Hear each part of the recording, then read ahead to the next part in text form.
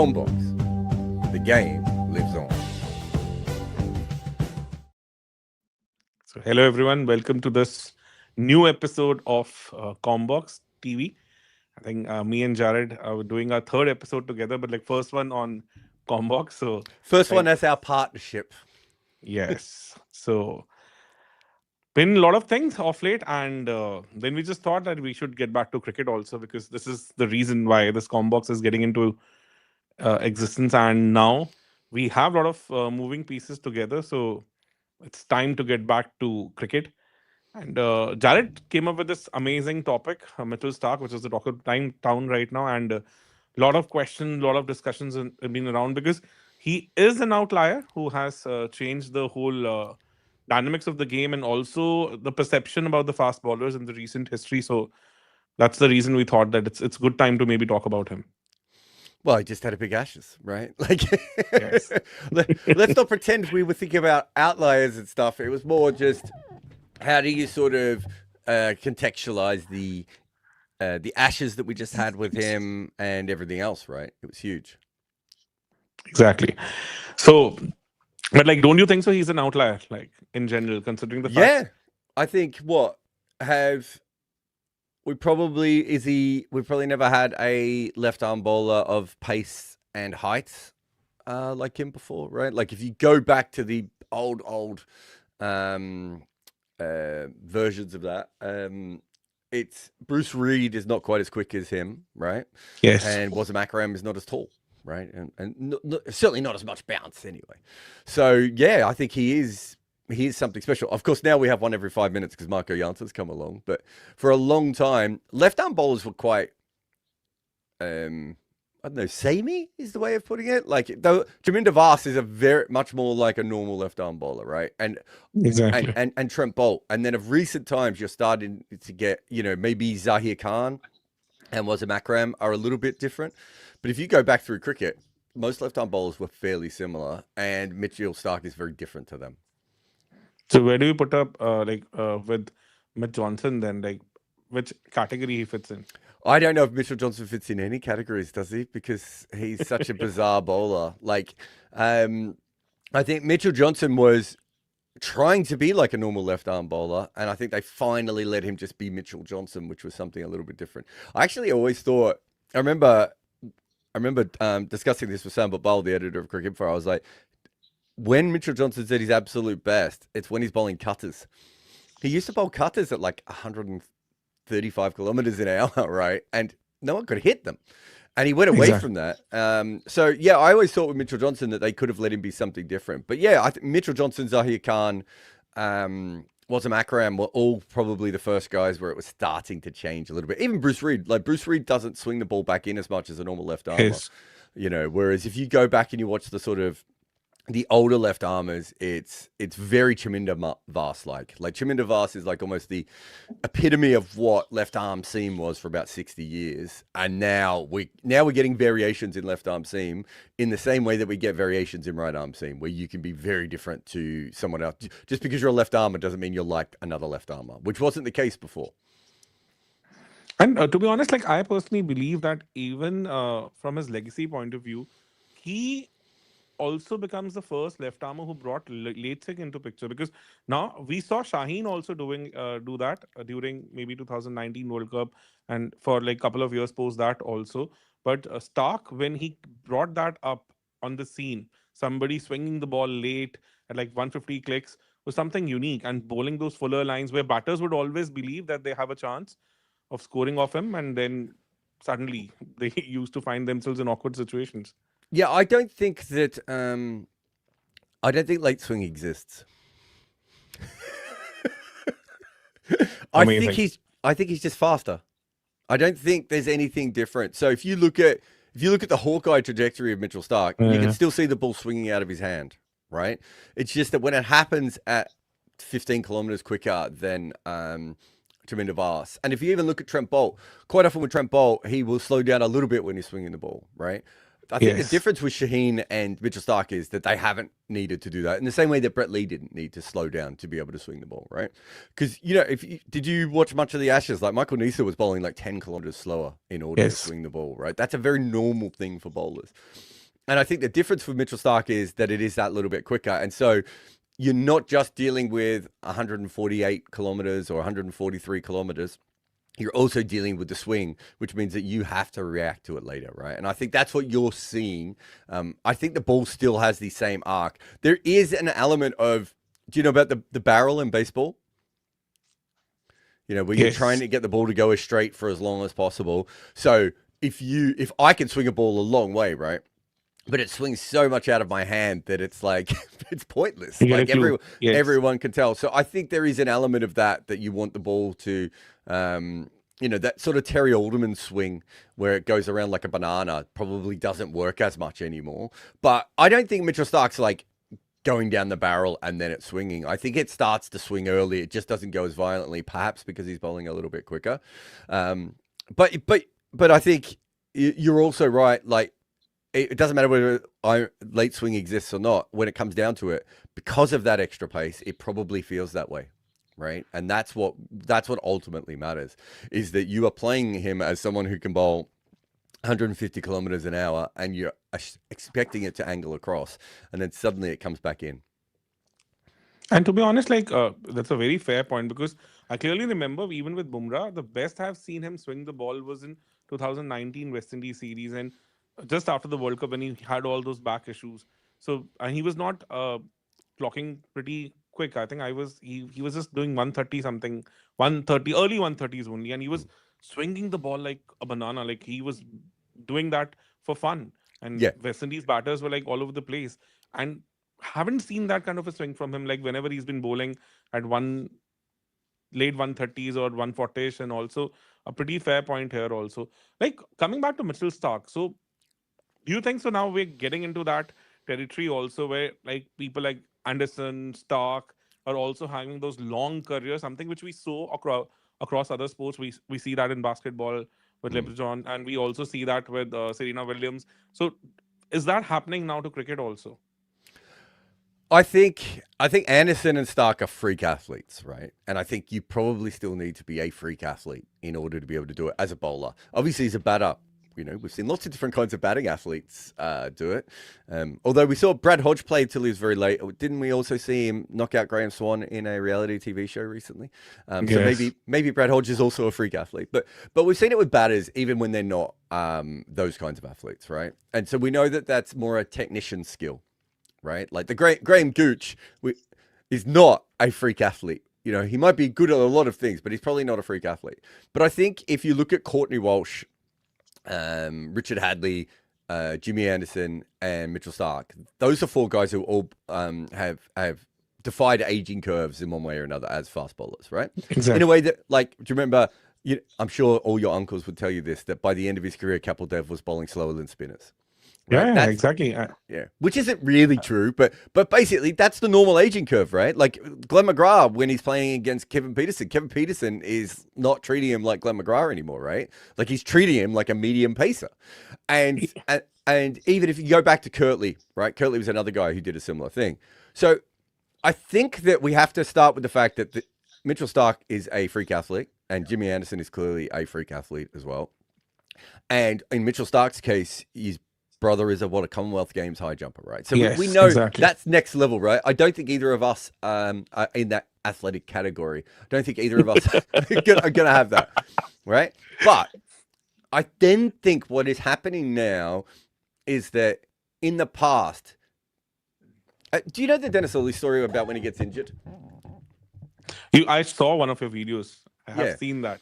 Yeah, so Dennis Lilly is the best bowler in the world at like 22 or 23, sort of takes over the world, becomes number one ranked bowler. I don't know if we did number one rankings in those days, but it was unofficial anyway. Everyone thought unofficial, yes. Yeah, exactly. And then his body just falls apart, right? Like it just, stress fractures. He basically, a lot of what happens to Dennis Lilly is what has educated us on fast bowling, because he learnt so much in that period. And Cricket Australia don't do anything for him. He goes off. I think he was cleaning offices at night or something. He finds his old PE teacher, I think, to help him, and all these weird things. And he basically works out modern fast bowling there and then. But the reason that they didn't help him is it was like, we'll just find another Dennis Lilly, right? Now, luckily for them, that Dennis Lilly came back, and so they didn't have to worry about that. But they didn't find another Dennis Lilly for another 20 years after that. 20 years, yes. Yeah, they don't come along very often. And I think what teams have started to work out in all sports, right? It's, as long as you can keep Tom Brady on the field, you have this supercomputer brain, right? And if you can give him some level of athleticism to go with that, you can keep getting really good seasons out of Tom Brady. And what would happen before is, especially with fast bowlers, is the minute they dropped like half a yard, everyone would be like, oh, they're done. All right, let's go find their next young guy, right? And I think teams now are like, wait a minute. Because if you look at Anderson, he dropped a yard and a half of pace. He went from a 90-kilometer bowler to an 80-kilometer bowler, right? Sorry, 90 mile an hour to 80. It did feel like he was bowling 80 kilometers at times, Jimmy. He was that slow. I clearly remember when he broke on the scene in 2002, 2003, he was pretty quick at that time. Yeah.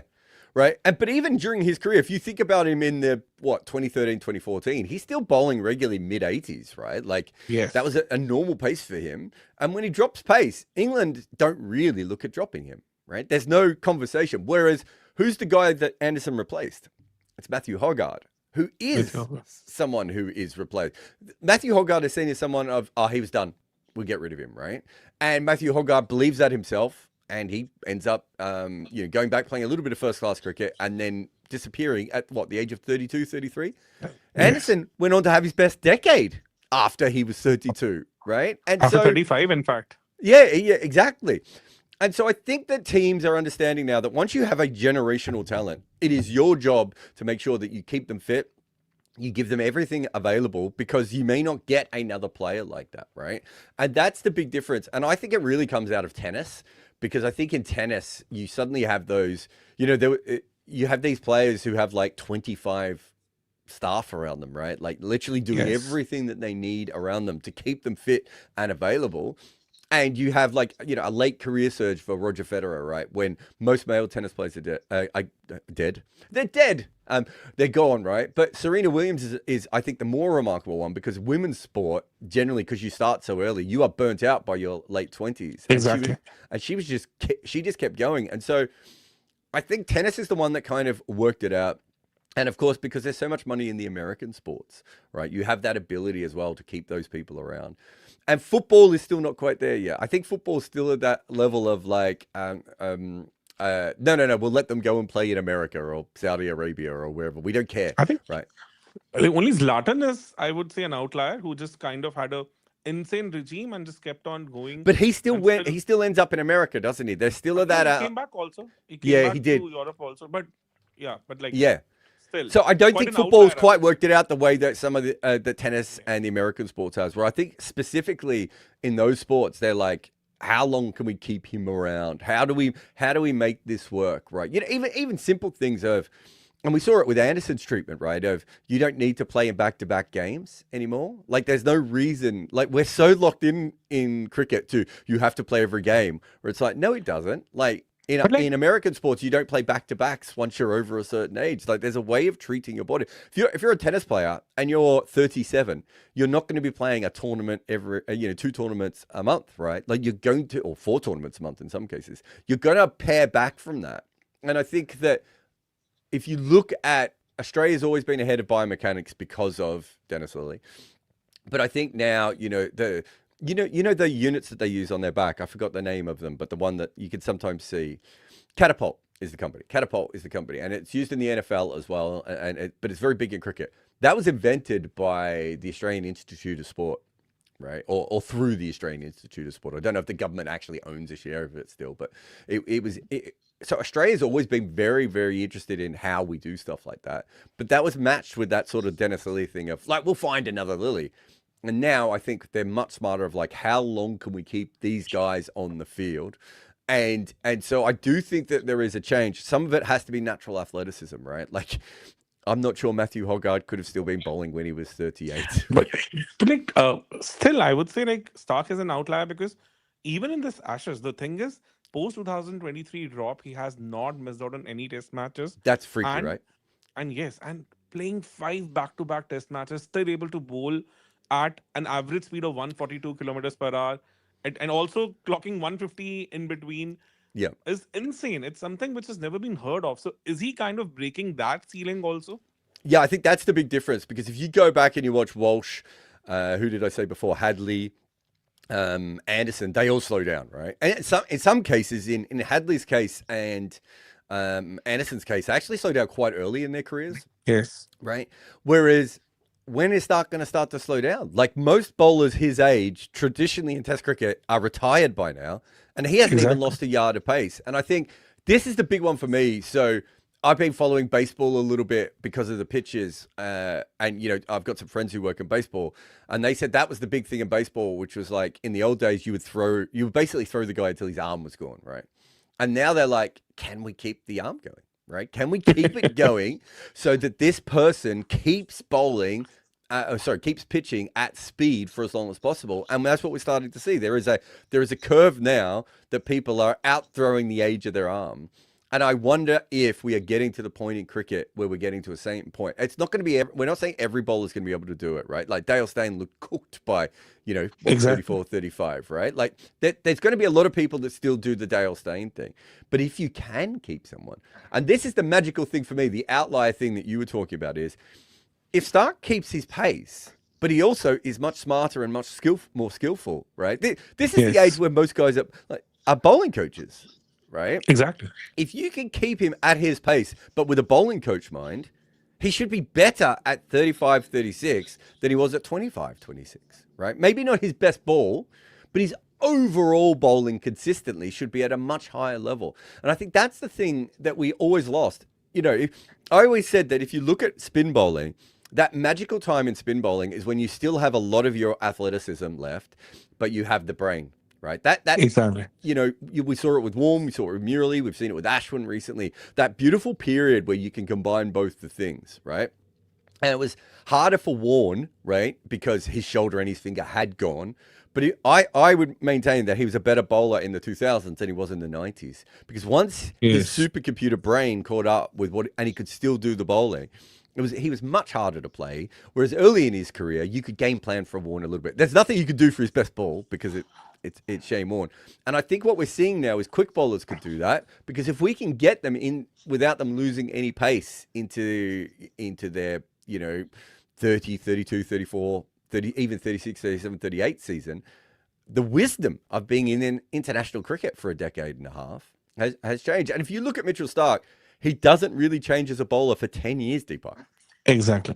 And this is the difference because I'm glad you brought all those names.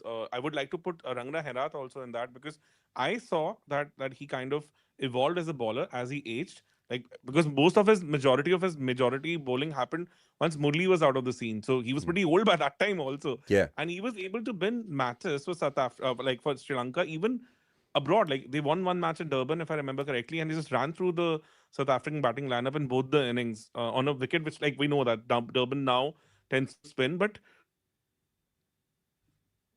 the kind of guile he also did that to India also in 2015 and guile I would say they just ran through them. So I think with age and with his body holding up and all that skill, he became a deadly, even deadlier bowler. So yes, we have seen that with spinners, but now we are seeing that with pacers also on a relatively regular basis. But like coming back to what exactly Stark is, so like we have always seen that he has been the one who takes early wickets. His like first over wickets are pretty popular. So is it about the length or is it about the pace, late swing? What exactly works for him?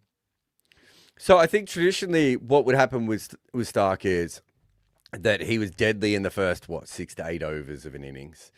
Then you would get one spell where the ball was still hard and he could use his bounce. Then he would be shelved until there was reverse swing or bounces needed, right? Exactly. So he was still he might have been a 99th percentile guy in a lot of those things I just mentioned, but all of those things, it had to swing.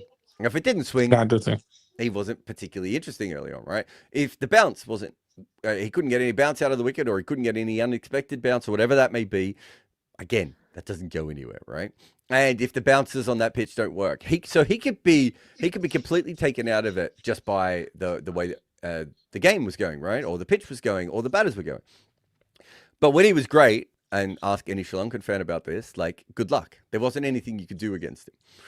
The difference now is, I think he never had a length, Deepak. I think he swung the ball.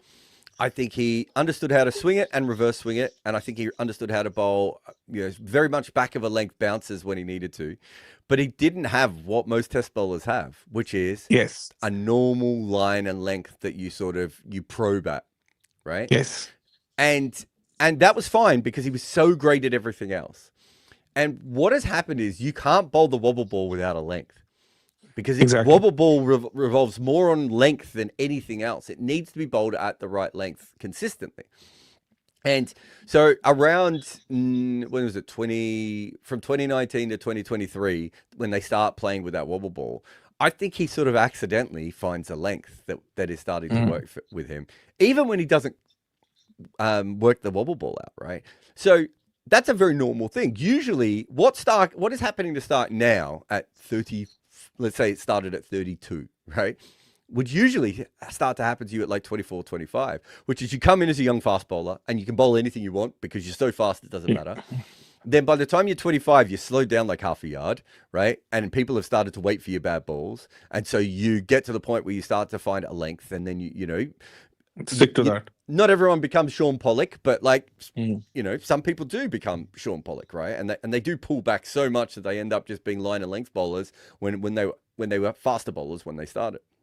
Exactly.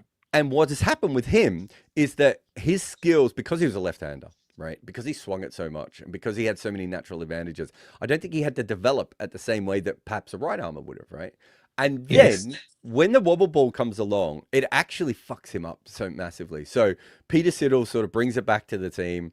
Obviously, it's had Cummins, Hazelwood and Boland are all geniuses at it, right? But Starc doesn't learn it, Deepak. And not only does he not learn it, he actually forgets how to swing the ball, which is exactly what happened to Sam Curran. Yes, but this is what I think was the difference in this Ashes. If you go back to Sydney Test match, like first morning, he tried to bowl those late swing fuller balls to Duckett. Was, I think, successfully even beating him on late swing once, but was not getting his radar right. And then he pulled back his length and bowled a beautiful wobble ball and got him nicked in the slip. So this is something which is an evolution also. Yeah, he couldn't do that. And I think it's really fascinating that him and Sam Curran, and I don't know if this is a left armer thing, but I think the wobble ball is slightly tougher for the left armers. Only because the angle doesn't. If you think about a right arm bowler bowling to a right hand batter, the angle is naturally coming in towards the stumps, and so it helps the wobble ball. Whereas I think when you're bowling across, right, it's actually a little bit trickier to be able to bowl in that kind of way. So I do think I do think there is something about that. I don't understand, well, I do understand. It's confusing because when I was taught about the wobble ball, I was taught that the best way to do it is if you're a swing bowler. It actually works better if you're a natural swing bowler to bowl the wobble ball, which is the opposite of how seam would normally work, right? Usually, if you're a seam bowler, you're better at bowling seam. But there does seem to be, if you have a look, even with Jimmy Anderson, there was a period where he wasn't swinging the ball as much. So I think that there is a bit of a learning curve that you have when you're and this is something that we won't see as much in the future because most kids are learning the wobble ball now, right? But in this era, we are seeing people struggle a little bit with the wobble ball. And then we get to a point where the ball starts to, and then we get to a point where people start to conquer the wobble ball, and then they can bring their swing back in, and that is what Mitchell Starc has done now. Whereas before there was a period where he wasn't particularly bowling the wobble ball well, and he'd lost his swing, and now he has his swing and he's bowling the wobble ball much better, and he understands how to bowl it. And I think this is the reason why it worked better against Duckett, maybe because the left armer bowling to left-hander. So that way is like the wobble ball comes out better for him also because then he would not have to slant it across the right-hander, which generally becomes a little difficult. So that's why I think Duckett had a real tough time with him because this extra variation got added against him, which might not come out that well against a right-hander. So I think that pretty much sums up like what exactly we saw in this Ashes also. And like, what do you think? Is it the reason why we have not seen him as an Ashes destroyed earlier because he's just not been able to marry all his skills together the way he's been able to do now? I actually think that England I've talked to some of the players about this. They always fear his best ball, but they also knew that there was always balls to hit, right? Like I think there was a big difference there. And so I think it is a very, very different. He was a very different kind of bowler in some ways, and they felt that the pressure would come off. And as I said before, they felt that if they could survive the good spells, that there would be a chance. But I think if you look at him, the kind of bowler he is, it's hard to be consistently good in England bowling the way he does. Exactly. Like they don't have a lot of fast bowlers like that in England in general, just because the pitches don't give you that kind of bounce that you get in Australia and South Africa. Exactly. And it's the pace off the pitch, right? The ball does slow down quite a bit in England compared to the other places, which is taking away one of his main skills. I think if the actual Mitchell Starc that we see right now, and unfortunately by the time the next Ashes is around, we might not see it, but we even started to see it in the last Ashes, I think, a little bit. He's so much more rounded that he will be successful in England a lot more now than he was before. I don't think that really explains why he hasn't always been good in the Ashes in Australia, but it certainly does make something to do with that. I think you need to be more of a skill-based bowler in England, even if you're fast, right? You know, everyone talks about Brett Lee bowling like lightning in the 2005 Ashes, right? But didn't he go for like 40 in that series? Like, yes, you know, exactly. It just doesn't always work, right? It is a little bit different than Australia. Well, it's quite a lot different than Australia and South Africa, right? So I think that's part of it. But the kind of bowler he is now, like if he was to play in England tomorrow or New Zealand, right? Like you would be like, well, how do you play him at the moment? He's getting seam movement and he's swinging it and he's found a length. So even when he's bowling dead straight, it's tough to play him. Yes. And I have a little theory to this because 2024 IPL was the time when I started doing this cricket podcasting. So in that particular tournament also, we saw that he was bowling a lot fuller to begin with because he got some little success against India doing that, where he got, I think, Surya Kumar Yadav also out LBW a couple of times. And then he was going for runs because once you start bowling little fuller, you become more susceptible to people actually taking you down. Then suddenly, as the business part of the tournament came, we saw him dragging his length by a yard. Like he was bowling that little, I think, if he was like 4 or 5 meter earlier, he pulled it back a little. And suddenly he became unplayable. He was able to win those qualifiers, those key matches for KKR that season. And it just completely changed.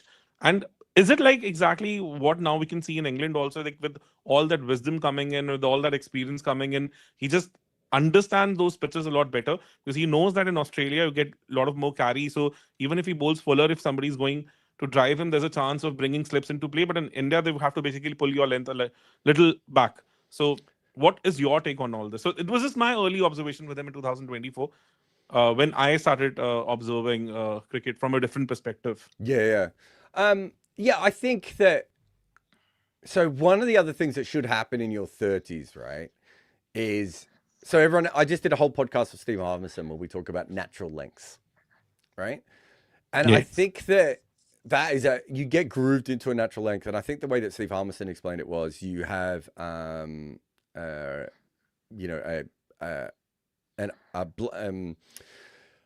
the best way of putting it? You have if you had a thing across your eyes and you ran in and bowled, that would be a natural length, right? But as you get older, I think you get the ability to be like, okay, so now I need to be on this pitch a meter shorter or a meter fuller, right? Exactly. Do you remember, this is such a weird story, but do you remember when Muhammad Asif and Muhammad Amir both bowled those intentional no balls? Yes, 2010, right? Yes. Do you remember how much Muhammad Amir missed the crease line by and how much Muhammad Asif missed the crease line by? Yes. Right? Once you get to Muhammad Asif's, and he's a freak, don't get me wrong, but once you get to his level of playing cricket for that long, right? I think you get to a point where you really do understand that I can just make a slight change here, right? And I can go that little bit fuller or that little bit shorter. And, Ishant Sharma is a really good example of someone who worked that out later in his career, yes. Right? So I think once you get there, again, this is what we're talking about, this more rounded thing of you understand what to do on each individual pitch. So traditionally, Deepak, what would happen is Mitchell Starc would do this, but he'd be doing it at 130 kilometers an hour, right? Not 145. And so he'd be doing all this, but we would have already sort of started to think about him as a different bowler. Whereas when you can do it at top pace and change that length, as you said, when it is needed for different countries, for different batters, for everything else, right? And you get to that point, I actually think at that point, it's way different. It's a completely different skill set that you have. And this is where I think when like KKR replaced him with Spencer Johnson, they were just not able to replicate that thing because though Spencer Johnson was kind of considered as the natural heir to maybe Mm. Mitchell Stark in a lot of aspects, but you cannot just take away that wisdom, that experience of playing 10 years of cricket and then adjusting on the fly. Though Stark also took a lot of time in that first IPL 2024, but obviously with all those years of experience and all those trips to India, he just knew that what would work for him and just needed. I think the next, I'm really interested. So Spencer Johnson's a really good example of someone he has a natural length, right? And I'm Yes, not sure that length works out in Asia at all, right? exactly. And I don't know what he's going to do because that's where the money's at. So you have to kind of work these Yes. things out. But just on Mitchell Stark, the fascinating thing for me is I know he's paring back from and he wants to play as much Test cricket as possible, but I actually want to see him play in the IPL, not from a Mm. want to see him make lots of money or want to see him play for an IPL team. I actually want to see what the new Mitchell Stark does. Because he Mm. had a rough period in white ball cricket. When he lost his red ball form, it also, Yes. there was a couple of those IPL seasons where I was like, why are they paying him this much money? He's getting hammered everywhere, right? And, he pulls it out in the finals and everyone's very excited for him. And he did a similar thing for Australia at times. But he's a much better bowler now than he has been probably the last couple of times we've seen him in those sorts of situations. It'd be fascinating to see if he's worked that out in the same way because Josh Hazelwood is someone, right, who did a similar thing, Exactly. who literally rebuilt his bowling and worked out how to be successful in white ball cricket very late in life. Mitchell Stark was at one stage one of the greatest white ball bowlers he still is one of the greatest He white ball bowlers still of all is, I time. would Yeah. say. And Yes. then, but he's not the same Mitchell Stark he was when he used to be that bowler. So what do we Yes. see when he goes in? But unfortunately, we won't see as much of it, obviously, going ahead. But I think that's another fascinating part of it, right? Like of how these things come across. Yeah, because in this season, 2026, I think he is going to bring a lot more as far as his bowling repertoire is concerned to India. Because now, I think, as you mentioned, the pace hasn't gone, but the skill set has Yeah. now amplified, and he's been able to marry them beautifully, able to package it really well. And it'll be interesting whether he can actually unload all that in those 4 over spell across the game, and how would that come out? Because yes, in 2025 also, I would say he had his moments, but then kind of tapered off, then again regained some form. But like Yeah. there was little periods where we could see that he's just still figuring it out. But like post that, the kind of series he had in West Indies and this Ashes now, where he did all the heavy lifting, where like he was the bowler for Australia with Cummins not there, with Hazelwood not there. I think that pretty much, I think, now packages him into a much evolved bowler also. And this will be something which is interesting. And this would be something we should be looking forward to. So, Mm. any closing remarks on him, like before we start taking certain questions on this? So I think my most fascinating thing with the next level, right, is we can't expect every single bowler to be 35 years old and still bowling at their maximum pace, right? But we have seen it with Mark Wood, right? So we know it's not a one-off thing. We know it's not a fluke because we never used to have this, and it seems to be happening pretty consistently now. But the interesting thing is, can smaller boards do it? And I think the other thing is, will the IPL and also the other major leagues as well, PSL and 100, will they be able to invest the kind of money that is needed to make this happen across the board? Right? I mean, Pakistan can't even get their actual 90-mile-an-hour bowlers in their early 20s to bowl 90 miles an hour. So we know Pakistan's a step off this, Deepak. But do we have the technology in cricket or the understanding in cricket at the moment so that we can keep fast bowlers fast for a long period of time, which allows them this sort of incredible career on the back end, right? And I think that's And, the interesting thing for me. Like and Bumrah is a really, really good example of this. And the other person we haven't talked about, and I know there's a question on him as well, is Trent Bolt, right? Trent Bolt's yes, still pretty quick, right? Trent Bolt yes, hasn't slowed down all that much either. So exactly. I just wonder if we're just, and again, another freak athlete, obviously, but are we just getting to a position where it won't happen for everyone? And like, who knows, Bumrah might lose a yard, right? And other bowlers might lose a yard, but it feels like to me more bowlers are going to be able to keep their pace because of the sports science, because of the technology, because of the diets, because of understanding workloads, right? For different bowlers and everything else. So I do wonder if we are entering a whole new phase, and based on other sports, I'd have to say we are.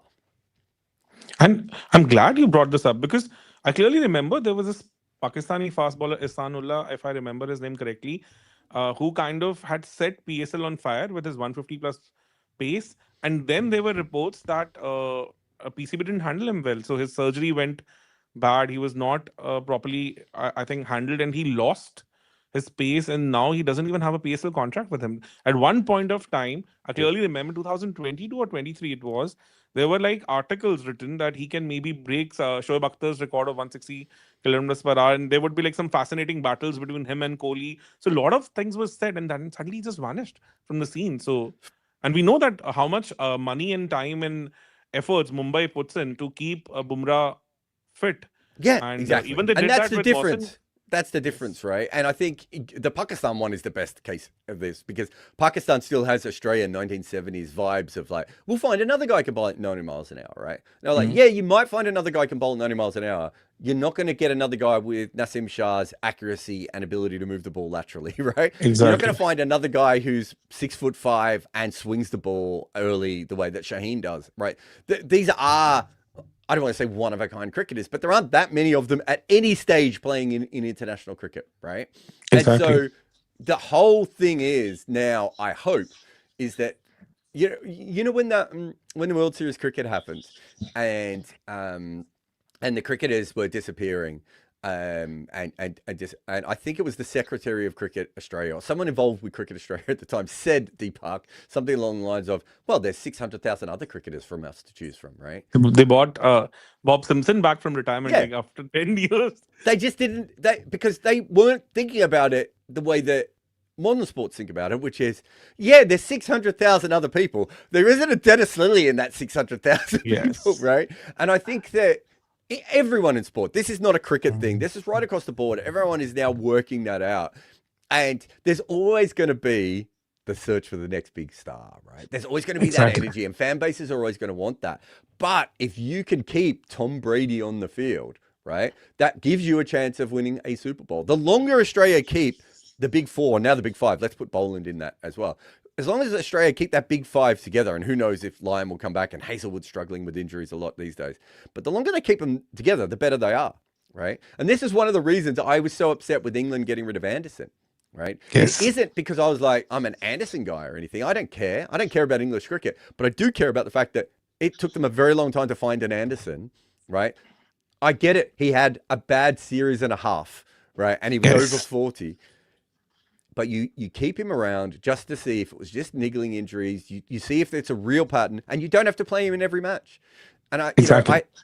I feel the exact same way with Ashwin as well, right? I'm not sure if he agrees with my theory, but I think you try and keep those players around and keep them happy for as long as possible. And someone put a comment in before that football is very different to cricket because there's more depth. And it's like there isn't more depth. That's not how football works, right? It's more to do, there's plenty of depth in tennis. It's about now that if you have a Cristiano Ronaldo, is it worth spending all the money to keep them around at the top level for as long as possible as the game develops around them? Because things change Exactly. really, really quickly. Anyway, we got some super chats, don't we? Oh, here we go. Yes. Oh, there was ABV saying it's a very different. There's not more depth in football than there is in basketball. Like there's plenty of depth in basketball, and yet they're still pushing LeBron James out in a Zimmer frame, right? Because there isn't another LeBron James coming through, right? Yes. There isn't Exactly. another Ronaldo coming through. There's a different kind of footballer coming through, but you might not even own the contract to that other footballer. Yeah, and this has been a problem. To the next question. So, a year ago, you had Starc a tier below Bolt among left arm quicks. Now, Starc has super past Davison and or even Akram. And could someone like Jansen really overtake Starc by career's end? Stark has not overtaken Alan Davidson, who averaged what 20.6 7 or something in Test cricket. Yes. Like, I think we get really excited here, and even Akram.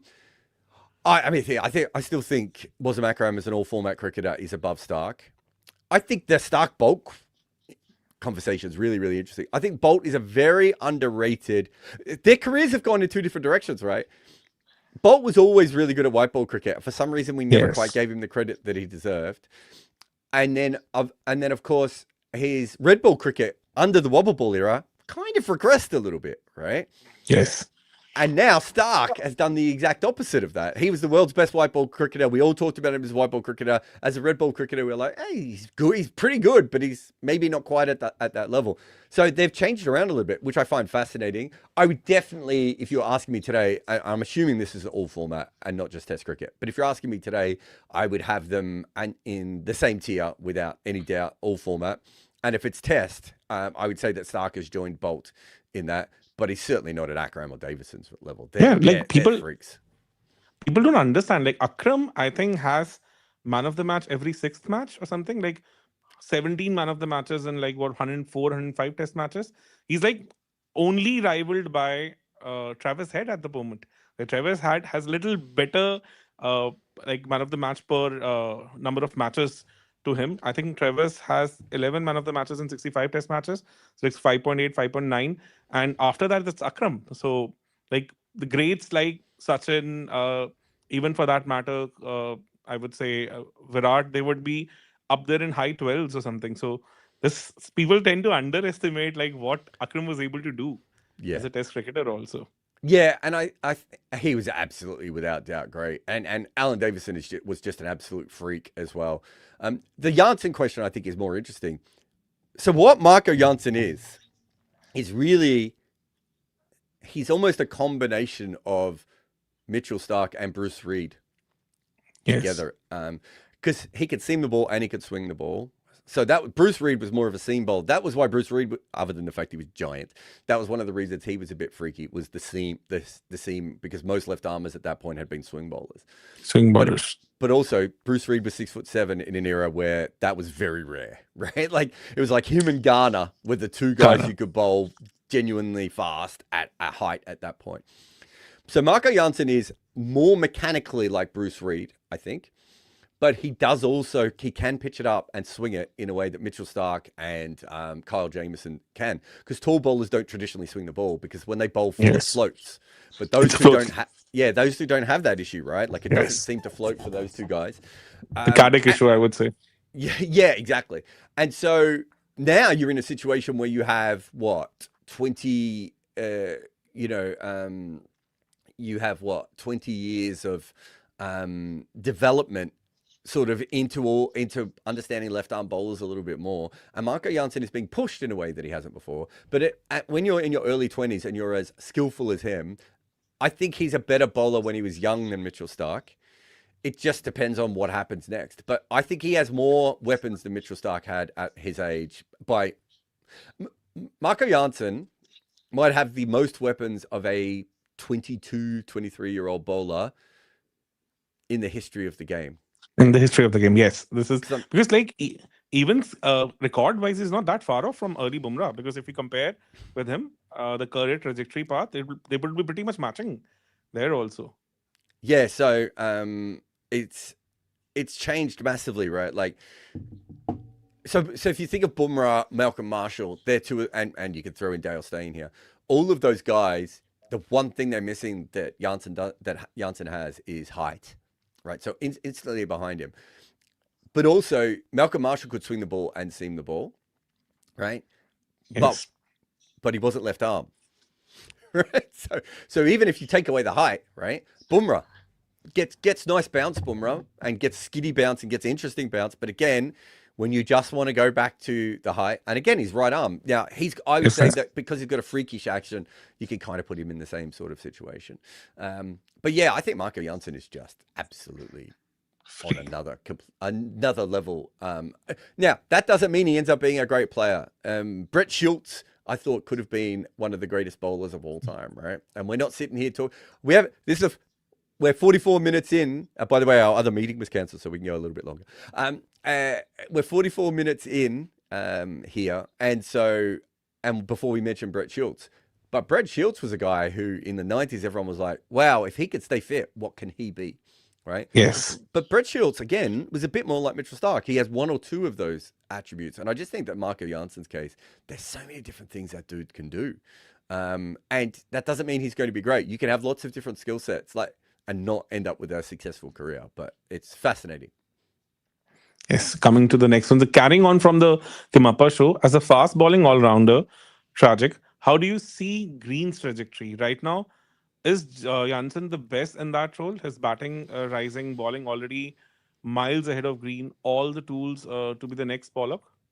Yeah, those are two different cricketers. So one is a person who's a batter who can bowl, and the other is a person who's a bowler who can bat.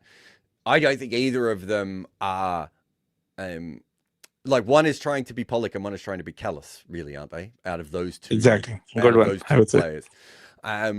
Look, Green's issue is, and anyone who's been on my channel, I don't want to bore your first umpire fans with this, but like, I just don't understand why this dude can't just pick a length and bowl it, because he's 6'6", 6'7", 6'8", whatever he is.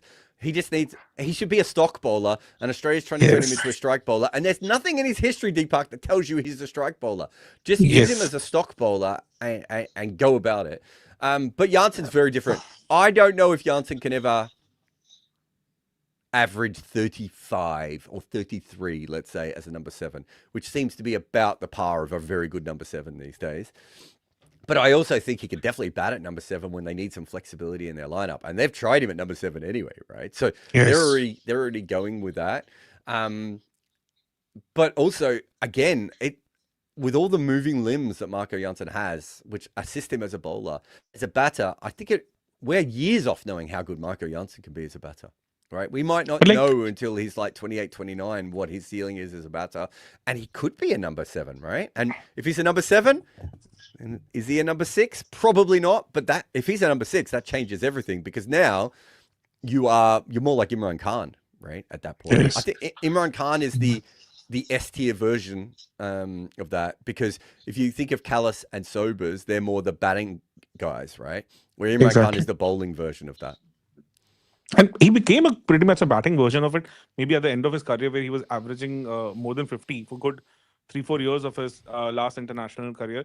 And coming back to Marco Jansen also, I think people kind of tend to judge him based on what we saw in 2024 World T20, where he had not come of age as an international number 7 batter, though we saw the glimpses of him in SA20. But like post that, I think it's been an upward curve only, because he did that against India in that T20 series in South Africa in 2024. We I think hit like 15 ball 50 or something. Then we saw that in test matches. Then we saw that in ODI series also.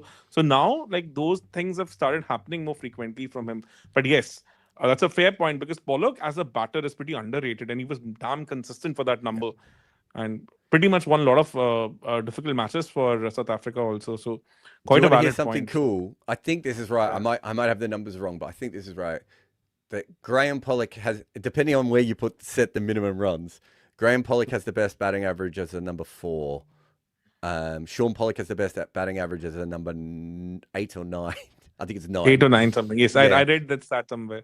And then his dad, Peter Pollock, has the best batting average as like a number 10 or a number 11 as well. You have to gerrymander the stats a little bit to make it work. But I was commentating with Polly years ago, and I looked that up for him, and he couldn't believe that stat. But yeah, look, I don't think Pollock was... I think Pollock in another team probably would have been a number 7. There's a whole universe where Pollock bats 7, Klusner bats 6, and Boucher bats 8, and they're such a better team, and there's nothing you can do about it because they've got a million bowlers. They never went with that lineup. They kept thinking that Klusner couldn't bat in the top 6 in Test cricket, which is delusionary, really.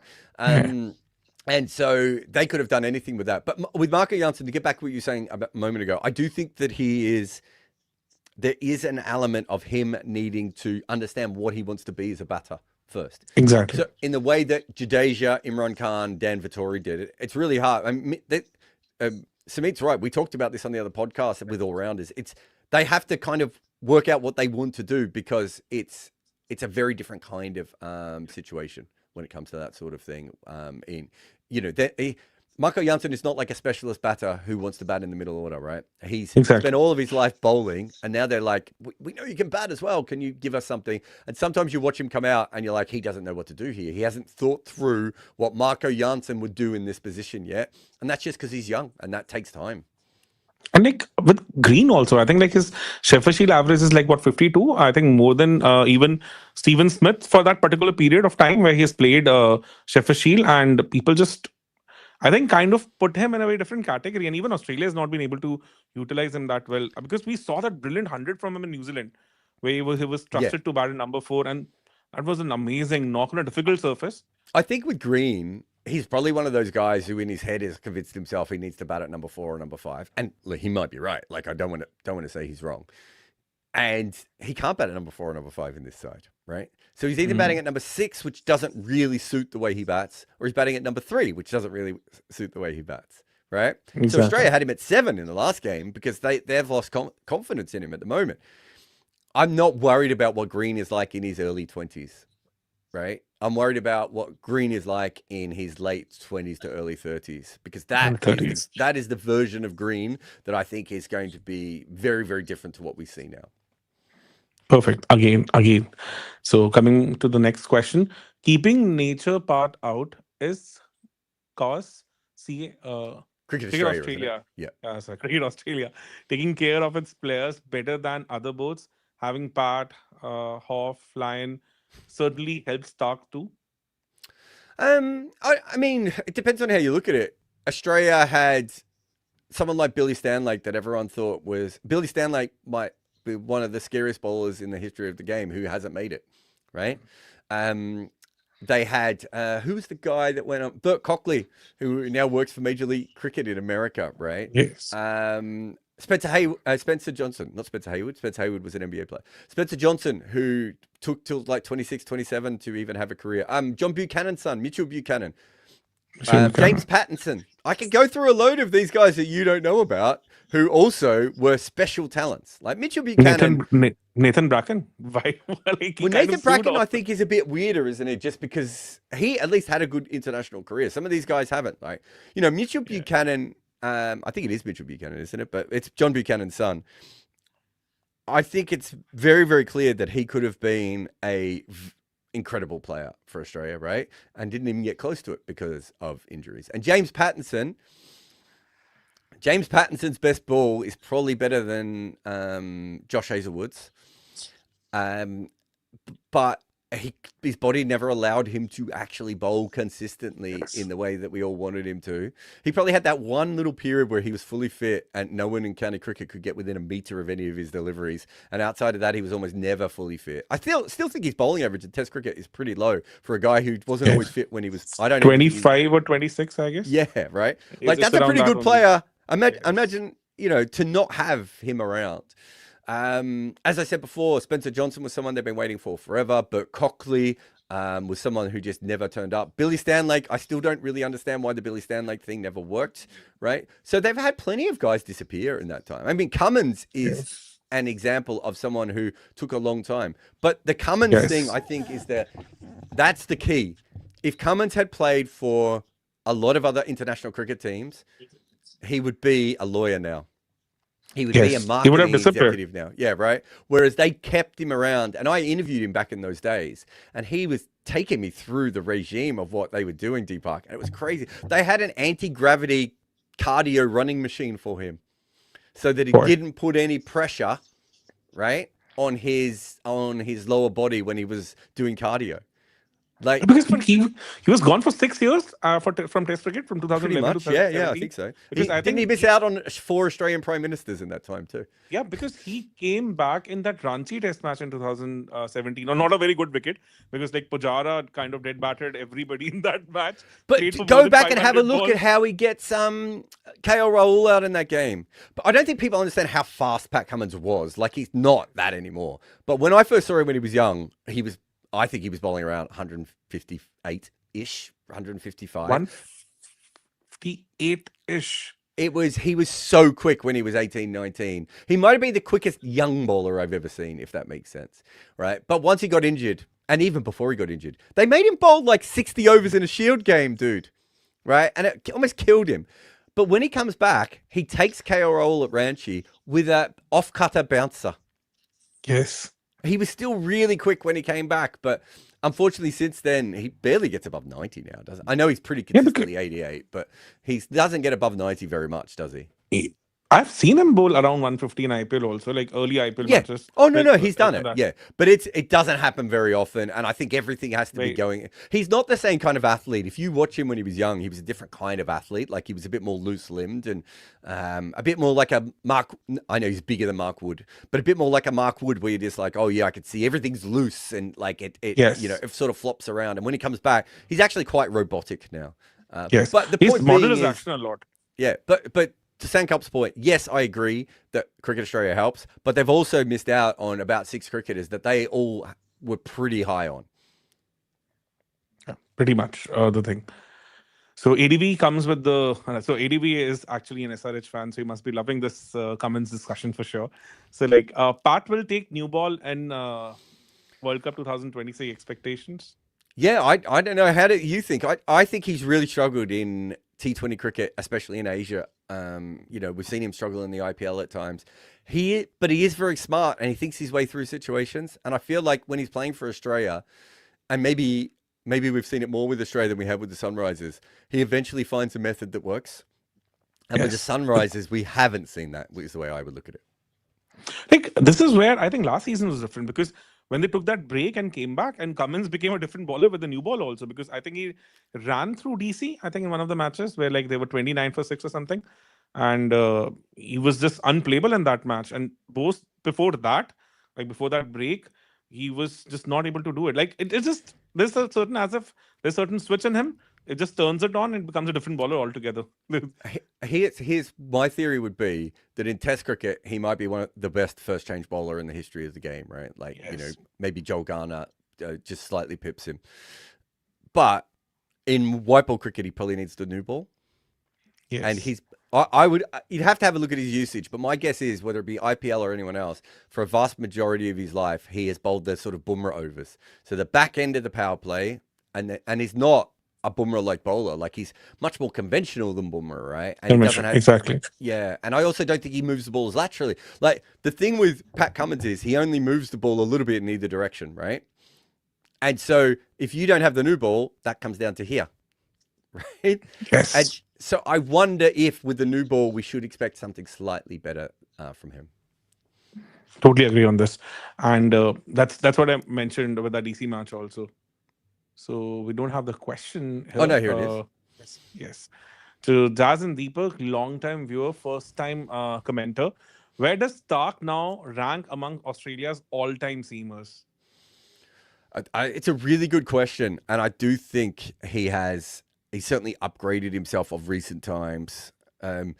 So he's not McGrath, he's not Lilly, right? He's not Davison. He's probably still not Linwell. He's not Cummins. If you were to pick an all-format player tomorrow and they were both 20, would you pick Hazelwood or would you pick Starc? Any day Starc. Like for me, it's Starc because I have like this fascination for the left armer. So maybe like a bias also. He's probably above McDermott. I think McDermott. Yeah, I think he's above. He's above someone like McDermott. Would you have him in a tier above Brett Lee or in the same tier as Brett Lee? Above Brett Lee, because he has a bigger impact in Test cricket and definitely in even white ball cricket. I would not say that it will be less than Brett Lee in any such of a match. No, I think you're right. He's been able to win 2 World Cups for Australia already, which is and 2015 was like he did a lot of heavy lifting in that World Cup. 2019 might have been his best World Cup, by the way, and they lost. Exactly, and then like Australia was just all over the place at that time. That ball to Stokes. Yeah. I think in one of the league matches. The kicking bat one, yeah. Yes. And Lords, I guess. Yeah, it was Lords. I only remember it because I was there. I can only remember cricket grounds when I'm at them. Like if you say a random ground, otherwise I was just like, I don't know. I probably watched that test, but I can't remember. So he's not in the S tier, I don't think. Only because Australia's S tier is ridiculous. He'd be an S tier for most other countries, but he's probably at the front of the A tier. Is that fair? Now, if he has another 3 years like this in Test cricket, that maybe changes, right? Like, he can jump where he is. That I think if you look at his test numbers, Hugo, they have been completely jazzed up by the pink ball, right? If he starts bowling the red ball at a similar level that he has with the pink ball, then we have to change the way that we think about him. And I think that's very fair. He hasn't quite done that yet. I think what we're saying at the moment is he could do that. And he's certainly done it in this series, but he needs to do it consistently. But I'd certainly have him ahead of Craig McDermott, Brett Lee, Mitchell Johnson. I'm trying to think of some of the other, Jeff Thompson, those guys. I'd have him ahead of all of those. Even if some of them might have had slightly better peaks or slightly better skill sets at times, I think he is above that level of bowlers. And that's a pretty good level of bowlers. Exactly. Any day. So I think if we're left with any questions. I think there's yes. So Curtly Ambrose is my favorite bowler. Tall bowler who hit the deck hard and seam off the pitch. Magical. Nothing beats that. Don't like action of Bumrah. So yeah, I think that's fair. You don't have to like everything. Like, it's okay if it's something that you don't like. Curtly Ambrose was the guy I bowled like in the backyard when I was a kid. That was the action. I tried him and was a Macron with the two actions I always tried to bowl. He was incredible. But the thing about Curtly Ambrose is, and I don't say this, I say this as someone who, he was one of my first heroes, and I've been lucky enough to work with him, Deepak. He's a pisser to work with as well. But Curtly Ambrose is not as much fun to watch the bowling as Jasprit Bumrah, because Jasprit Bumrah has more tricks, right? Yes. Like, with Curtly Ambrose, it's like, I'm going to hit whichever length I want as many times as possible, and the ball's going to ping this way or this way. Genius. Nothing you can do. Yeah. There's nothing you can do against Curtly Ambrose. Yes. But Jasprit Bumrah has like 6 different skill sets, right? So a lot of it also depends on the different things that you like, right? And, George Dobell, I don't want to say George Dobell is anti-Glenn McGrath, because I'd be throwing him under the bus, Deepak. But I don't think he enjoyed watching Glenn McGrath's career all the way through, because again, Glenn McGrath is very similar to Curtly Ambrose. You knew exactly which ball he was going to bowl. Whereas if you look at even someone like Jimmy Anderson can seam the ball. He could swing it in both directions. He could at one stage in his career bowl short. He would sometimes bowl wide. He would sometimes bowl straight. Whereas I think in McGrath and Ambrose's case, they are so good at what they did. They just had to do that on repeat, right? It's like, do you like Scott Boland more? Or would you rather watch someone like, I'm trying to think of another, like someone like Jansen, right? So Scott Boland is going to bowl the same delivery every single time until he gets his wicket. Exactly. And Marco Jansen's going to go for a Yorker. He's going to try and swing it a little bit. He's going to go for seam deliveries. Slant across. Yeah, he's going to slant across. He's going to come around the wicket, right? Like, Marco Jansen's going to try a lot of things to get you out. Some of that is just youth, but it's also because he has all those weapons. Scott Boland is like, I don't need weapons. I have this natural advantage over everyone else, and I'm going to do it. So everyone has different favorites. That's absolutely fine. And to be honest, I did one podcast on Bumrah. This is where exactly I discussed, like, Ambrose and McGrath are pretty much the similar bowlers, and always better with the new ball as compared to Bumrah because of their natural height. Also, because you could just never drive them from those lengths which they bowled, because obviously they would always bring in that extra bounce into play. But if you look at all the phases of the match, or again, like all the different skill sets that Bumrah brings on table, then I think that becomes a different value proposition altogether. But yes, with new ball, nobody comes close to those two legends. I think this is where they were special. They were different. As we discussed also, like when we were having this discussion about on one of our WhatsApp group about Pat Cummins and McGrath, you said like Pat Cummins is good and one of the best first change bowlers, but by the time he would have to come to bowl, McGrath would have done most of the damage. So it's the same, I think, with I think one day you and I will do a great episode on who do you pick, Bumrah or McGrath, because I think it's fascinating, dude. Because of that, I think there's so many advantages that Bumrah has over McGrath, but that what you just said is, I think, the key to McGrath of by the time Bumrah gets by the time Bumrah becomes really good at Test match cricket, McGrath might have already won the game for you. Right? Like, it's just over. Like, I don't know if we've ever seen a new ball bowler dominate, and he went up. We're talking about Ambrose as well. I don't think we've ever seen a new ball bowler dominate the way that Glenn McGrath did. And so most of the games had completely changed by that point. But yeah, it's fascinating. Oh, we got one last one. This has come up. ADV says, is the brace of Mitch the best for a left arm quick? Yeah, I think so. Technically, this is we can't get into this now because we have to wrap up the podcast.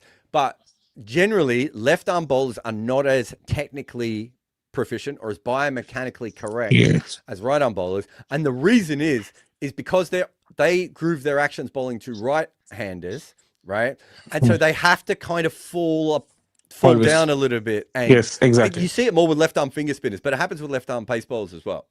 Because they're slanting the ball across. It's all about the angles that they have to bowl. So biomechanically, they're not usually as good, right? Yes, they can never be the front load. They'll always be the side load because of that natural angle. Yeah, and then they kind of collapse a little bit more. So you even see that they don't have the same high release points quite often. Exactly. I would say that Mitchell Starc is very... And we've had other guys as well. Chaminda Vas was a technically beautiful bowler as well, and was a macro and was quite interesting. So I don't want to pretend like Mitchell Starc's the only one, but Mitchell Starc certainly with the braced front leg, with the high release point, with the not collapsing as much as other left arm bowlers, is probably again another reason why he is an outlier. And I don't know if he has the most braced front leg because I'm not a big braced front leg watcher. It's only Bumrah also has that.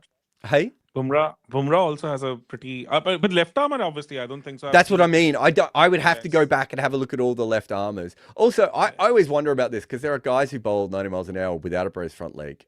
So I don't know. It's one of those things I'm not sure exactly how to calibrate it in my brain.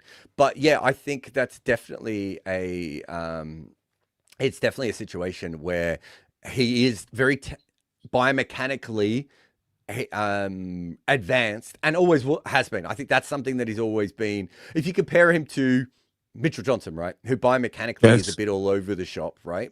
There's some advantages to that as well, but he's a bit more biomechanically all over the shop. And it's very hard for Mitchell Johnson to repeat the same arm position 2 balls in a row. Yes. Right? Whereas with Mitchell Starc, that was never the issue. The accuracy was. Do you want one final story about the two of them? Yeah, why not?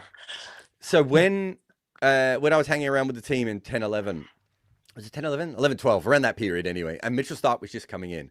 And Mitchell Johnson had been playing, obviously, for a while. I was asking all the guys, just in the nets, who's harder to face, right? And they said Mitchell Johnson is easier to face than Mitchell Starc. And I went, okay, why is that? And they said, because Mitchell Starc has no idea where he's bowling the ball. And I went... You're saying Mitchell Starc has no idea where he's bowling the ball, but Mitchell Johnson does. And they said, yeah, comparatively, Mitchell Johnson understands. So to go from that to where we are now, but we're talking about how much of a genius he is landing the ball on a length and doing, and using skill, shows you how much he has changed from a young bowler to where he is now. But yeah, they were terrified of him. Oh, here's some of the biomechanics. But they were absolutely terrified of him in the nets back in those days. And that's amazing because in 2010, if you remember, Mitchell Johnson was dropped from the Ashes during the Ashes itself. It might have been 2010. It might have been. Did India go the next summer? Was it 11-12 that India were there? 11-12, yes. Yeah, yes. I reckon it was that summer. Yes, because Mitchell Starc played in that series. I clearly remember he got such an out LBW, the ball, one ball coming back, and he went for the DRS and this umpire call or something like that. So and there was a 38 for 4. This is the visual I have in my mind because Patterson was going nuts, and then this young guy comes on the scene, and just the series before I had seen Cummins, so I was like, what the hell is happening? I actually remember it was quite interesting, because I was working a lot more in Australia back in those days, and the hype was all for Pattinson, Cummins, and Hazelwood. Yes, and they weren't sure. They thought Starc could be anything, but they didn't actually, because he hadn't bowled that much, right? He was a wicket keeper. Yes, him and Jofra Archer wicket keeping at 16, and then terrorizing people. This is 25. This is how I met Healy. Also, I mentioned that in one of the stories on my channel. Also, how they met in one of the wicket keeping camps. It was at a camp, right? So I don't think they knew. I remember talking to Ed Cowan. We might have done a podcast on it where I said, if you're picking the next Australian bowler, who is it? And he picked Hazelwood over Cummins. That might also be because him and Cummins had sledged each other for 60 overs in a shooting game at that point. But because Cummins Starc was never in that conversation. Yeah, because Hazelwood, I think, did well in 2010 Under-19 World Cup also, if I remember correctly. Because This is where KL Rahul played, and Might have. I think he won one of the matches, one of the knockout matches where he took 4 wickets or something. Hazelwood, like if I remember correctly, 2010, I think it was under 19 World Cup. But we better finish here because we promised each other we'd only do a short podcast. I know our meeting got cancelled, but we still went on. No, that was a great chat, man. And you know, it's really cool. We actually weirdly haven't done that many podcasts together now because of I was on your channel twice, right? Yes, 2 times. And then we did the media thing. But like I could tell you guys exactly how me and Deepak got involved. He asked me to do something on the book. And of course, I'm a whore, so I do everything that anyone asks me to do on the book. And then I was on his podcast, and I was like, "Who's this guy? How is he so good? Where does he come from?" Right. So that's how we sort of hooked up. But we've obviously with Combox, most of it's been behind the scenes at the moment, not in front. So finally, we get a chance to podcast together, and hopefully, we'll be able to do one of these a week anyway. Yes. So next one, I think, will be on Virat Kohli and comparing him with other legends, because this is one question which has come up multiple times. This is all format, right? We want to know who the best all format cricketers is. That's your thing. Yes, exactly. That'll be fun. So, I think what we both... Okay, let's tell everyone what it's going to be beforehand, because I've got this idea. You and I both come up with our 10 best all format cricketers, right? It has to be from... No, all format cricketers. Cricketers. Let's make it fun. That'll be interesting. It has to be from 1975 onwards. We can't put Bradman in. You can't put Sobers in. Yeah. Right? So let's make it from 1985 onwards, because no, we need 1975, and I'm not telling you why, but you'll work out why later. I said 1975. From 1975 onwards. Yeah, because ODI started from that, so I totally. That's not why. It's because I want to put Viv Richards in my side. Best 10. And then like the 3 or 4 others that we would have there.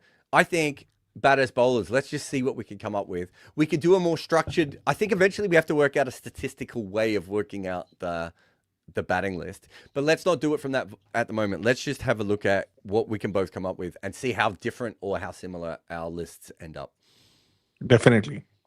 For sure. That will be an amazing thing. So thanks a lot, everyone, for having us here. And as we mentioned, we'll try to bring this up every week, so that we can actually deep dive into a lot of different cricketing stuff. And thanks for having us here again. Cricket has never finished at the close of play. It lives in the arguments, the memories, the comment sections. Cricket makes you talk. Combox is entering that chat.